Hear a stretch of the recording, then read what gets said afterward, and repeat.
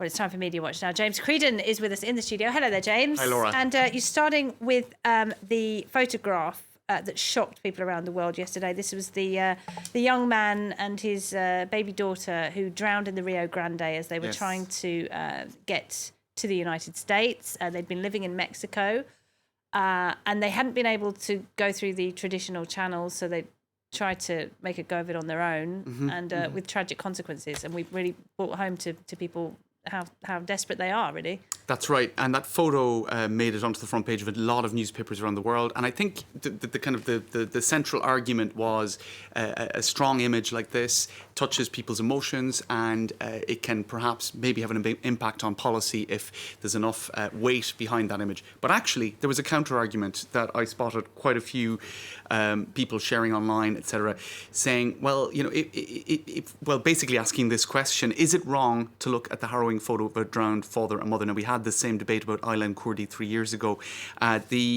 One of the thinkers that they're pointing to here is Susan Sontag, and she has a quote where she says she has a meditation on depictions of human suffering regarding the pain of others, and it was published in 2003, where she asked what it means for images to depict suffering, and she says there is a shame as well as shock in looking at the close-up of real horror. Perhaps the only people with the right to look at images of suffering of this extreme order are those who could actually do something to alleviate it.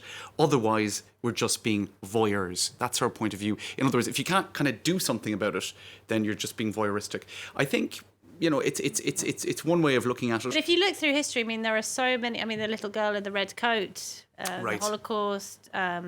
You've got the child covered in napalm in the Vietnam War. I mean, these images stick with people far longer than any of the That's right, statistics, and don't it does humanise our understanding of these events, I as think so, opposed yeah. to just kind of having them just as statistics or whatnot. Now, elsewhere in the article, he points out, he says, to protest and not simply acknowledge what we see requires us actually not to look away. So, in fact, you know, perhaps it's voyeuristic if we can't do something about it, but actually perhaps to contribute to the pressure that will have something be done in the end requires us not to look away, to bear witness to what is happening. In any case, the debate is still, it is going on, if you like.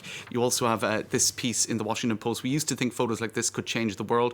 What needs to change is who we are. And what he's saying here is when nationalism has kind of, I suppose, ultranationalism really has successfully dehumanized the other, an image like this won't actually break through, because you have the other is the other, and it's not necessarily going to have an impact on how people think if their minds are made up. And also, so it's a bigger battle, if you like, of I would add ideas. that we see so many images these days, don't we, compared with before, when you would see the newspaper and that one Right. really shocking photograph. So I don't know if that has anything to do with it as well. Let's Just move on. One final criticism Yes, as well, the fact that they're not Caucasian or white. Some people saying that if these were white children in another set of circumstances, that image wouldn't be published. That, again, there's a sense that they are So somehow the image that itself the is other are dehumanising kind of them. not, and that the distance between us and them, geographically and even ethnically, is something that makes us feel a little bit more comfortable publishing images like this. In any case, it is a debate. Some people uncomfortable about it, feeling it's somewhat voyeuristic. Others saying, actually, it could help to shift policy. Okay, it's a tricky one, isn't it? All right, let's move on to something else. Angela Merkel, at another public event, seen physically shaking. Yes. Somewhat uncontrollably, and people are asking, what on earth is wrong with her? That's right. Now, this is, you see, the thing is, this is the second time in 8 days that this has happened. Several media are showing this. She was, it was at the changing of the guard for the Justice Ministry. Could we just maybe take a look at the image on the Telegraph? See the pictures you there? can see Angela Merkel is actually shaking, and she's kind of grabbing herself to stop herself shaking. Now, again, You've got to ask, why is she doing this to herself if she's like this? Do you know what's kind of ironic about this, having just spoken about voyeurism? You do have some people on social media, such as this journalist, saying, "Dear Lord, leave her alone. If she has a health issue she wants to talk about, she'll talk about it. She doesn't owe us an explanation," although She's at a public event. And she's the German Chancellor. State, right. So I think she probably, you know, if she has health issues, it is of national interest, and even of an international interest, you could say. But in any case, it's the second time in 8 days that she was seen shaking. The first time 8 days ago was with the Ukrainian president, the new Ukrainian president, Volodymyr Zelensky, and she was seen shaking alongside him.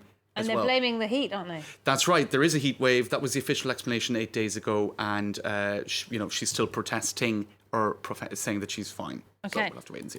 Donald Trump is an expert at trolling, and he managed to do a very cheeky video about the Democratic debates last night, didn't he? That's right. So MSNBC and NBC had a little bit of a transmission difficulty. They had to go to an advertising break, and of course, some people would be very unforgiving of that, such as the US president. He said NBC and MSNBC should be ashamed of themselves for having a horrible technical breakdown in the middle of the debate. Horrible. Truly unprofessional and only worthy of a fake news organisation. Now, some were asking, such as Ryan Hill, heavily followed on social media, don't you have a job to do or something? But not alone did he kind of, tell them that they should be ashamed of themselves.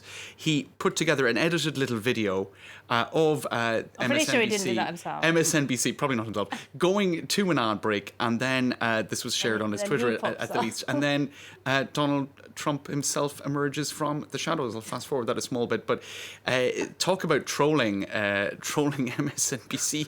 It is quite extraordinary to think that this is now the communications strategy of the first citizen of the United States. Most powerful man in the world. Odd, to say the least. Now, do we have time to show you? Yes, please. Something somewhat. Stunned by that, but this is something somewhat more dignified and protocol orientated, right? Some people are sticking to protocol, aren't they? So this is Emmanuel Macron and Brigitte Macron with the imperial couple of Japan, and Hello Magazine thought this was fantastic. Paris Match as well, of course. The protocol aspect got a lot of people interested in it. It's the second time. Donald Trump was actually the first to be received. Trump's already by met them. the new Japanese emperor. But it was 2014 was the last time that this happened, because the previous emperor Akihito was not in the best of health before the abdication. So it was a pretty big event in Tokyo, and NHK and others were sort of all over it, if you like. The only female at the table not wearing a hat was the empress, because she's the hostess. And Brigitte Macron. Brigitte Macron, yes, indeed, the two, I suppose, liking first ladies. Chignon, I have to And indeed, I thought another detail that a lot of people were picking up on, a very protocol-orientated country, of course, Japan, where it's normally all about the bowing. Yeah, she got a bisou. And the Empress gave Brigitte Macron a bisou, which would be very much a departure from imperial protocol, because they make Buckingham Palace look like going down the pub in terms of... There's a mutual love, I think, French and Japanese culture, isn't there? That's right. Absolutely. Great degree of refinement in... Yes. All right, James, we're going to leave it there. Thank you very much indeed. James Creedon, Thanks, Media Watch.